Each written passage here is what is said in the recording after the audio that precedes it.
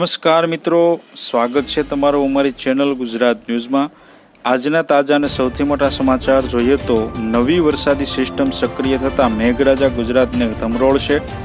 આગામી સપ્તાહે રાજ્યમાં ગાજવીજ સાથે સાર્વત્રિક વરસાદની આગાહી કરવામાં આવી છે। અમદાવાદ અને ગાંધીનગરમાં હળવાથી ભારે વરસાદના ઝાપટા પડી શકે છે। ગુજરાતમાં ગત વર્ષની સરખામણીમાં આ વખતે ચોમાસાની શરૂઆત નબળી રહી છે। છેલ્લા 2 દિવસથી તો મેઘરાજા મંદ પડ્યા હોય તેમ દક્ષિણ ગુજરાતના ભાગોમાં છૂટાછવાયા ઝાપટા પડી રહ્યા છે। જોકે હવે વરસાદથી ભરપૂર અષાઢ મહિનો શરૂ થઈ જતા આગામી દિવસોમાં ફરીથી ચોમાસું જામી શકે છે। હવામાન વિભાગ દ્વારા આગામી 1 સપ્તાહ દરમિયાન રાજ્યમાં સાર્વત્રિક વરસાદની આગાહી કરવામાં આવી છે।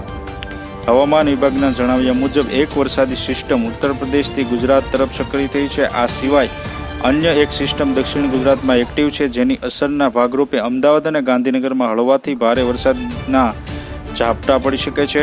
એક વરસાદી સિસ્ટમ ઉત્તર પ્રદેશથી ગુજરાત તરફ ઉદ્ભવી છે, જ્યારે એક સિસ્ટમ દક્ષિણ ગુજરાતમાં સક્રિય છે, જેને કારણે હવામાન વિભાગ દ્વારા આગામી 5 દિવસ સુધી ભારે વરસાદની આગાહી કરવામાં આવી છે। આ દરમિયાન દરિયો પણ તોફાની બની શકે છે, જેથી માછીમારોને દરિયો ના ખેડવાની સૂચના આપવામાં આવી છે।